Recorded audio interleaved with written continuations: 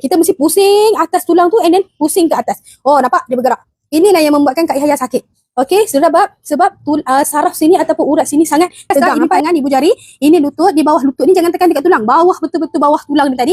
Okey, tekan, at least Kak Yahya tekan saja pun dah cukup. Tekan and then goyang-goyangkan sedikit. Okey, lepas dah Kak Yahya buat dekat sini, lebih kurang dalam 8 ke 10 kali, baru Kak Yahya pusing ke sini. Okey, Kak Yahya sakit belah dalam kan? Ini lutut, di dalam tepi lutut ni ada satu urat. Jadi urut kat sini. Dekat sini. Nampak ada rasa satu urat. Bila kita tekan, ada satu urat dia bergerak.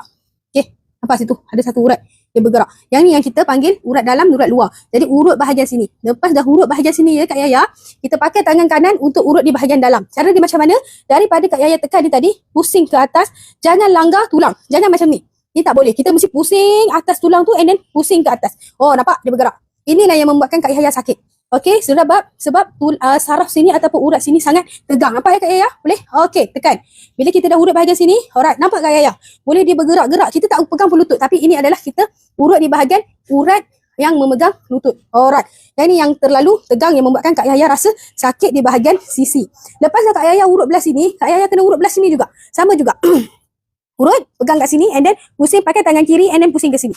Nampak? Kalau dia tak ada sakit, dia tak ada bergerak yang terlalu sangat. Berbeza dengan yang ni tadi. Nampak? Yang ni tadi, bila kita buat, nampak dia bergerak. Tapi bila yang ni, dia kurang sakit pada sini, dia tak bergerak sangat. Jelas ya Kak Yahya? Alright. Okey, semoga apa teknik yang saya ajar tadi boleh bantu Kak Yahya untuk rasa lebih lega di bahagian masalah sakit lutut di dalam. Okey, jadi kalau Kak Yahya nak, boleh datang ke sini di SK Wellness berhadapan dengan Maida Meru Ipoh Perak, bersebelahan dengan Nasi Kandar Dinaina. Boleh datang cari Aisyah dekat SK Wellness ataupun tim-tim yang lain boleh urut masalah sakit lutut yang Kak Yahya alami.